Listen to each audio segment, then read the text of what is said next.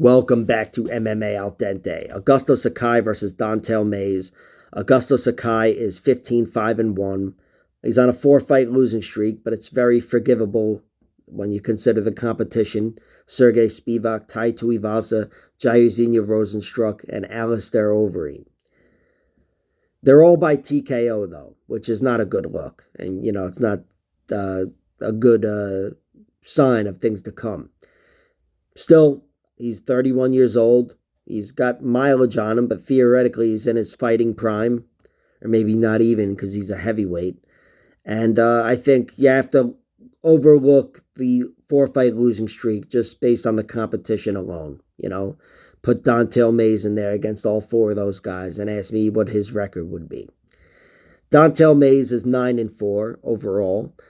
He's got the 9 wins. He's got 5 TKOs, 1 submission, and 3 decisions. And his 4 losses are 1 by TKO, 2 by submission, and 1 DQ. The losses all come deep into the fight. Rodrigo Nascimento submitted him in round 2, Cyril Gane in round 3, and Alan Crowder pounded him out in round 3.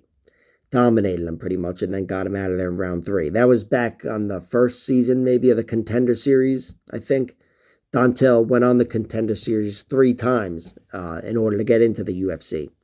But here he is, and, he's got a 2-2 record, technically. Again, he did lose his last fight by decision, but it was overturned after Hamdi Abdelwahab tested positive for whatever the fuck. I don't follow that shit. But it was a very close fight anyway. Don'Tale certainly wasn't dominated. He just largely lost the wrestling battle. But speaking of which, I think Don'Tale needs to win the wrestling battle generally to win his fights.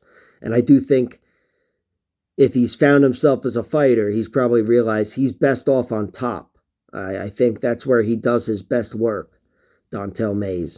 And no better proof of that than the Josh Parisian fight. He just ground him and pounded the shit out of him. And I think Don'Tale Mayes, that's what he's going to be looking to do to Sakai here. I just don't think he's going to be able to. Not easily. I think this will be a much tougher fight. He's not going to be able to go through Sakai like Sergey Spivak or even Tai Tuivasa, and certainly not Rozenstruik. Unless Sakai's chin is absolutely shit. But Don'Tale Mayes, he's a versatile guy, big and strong, got, the height and the reach advantage in just about every fight, certainly in this one. But he's not great anywhere, and I think Sakai is a better striker than him. And I also think Sakai, even though he's given up the height and the reach, he's going to be moving a lot better. He's a more agile fighter, certainly the smaller guy. So I'm favoring Sakai here. I really am favoring him. I like his money line at -140. If I had a gun to my head, I'd pick him to win by decision, believe it or not.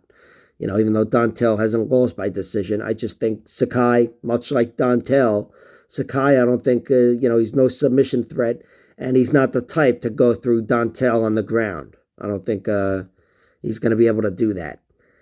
But still, considering, their traits, they have been defeated. Sakai's been TKO'd in round 2 twice, round 5 once.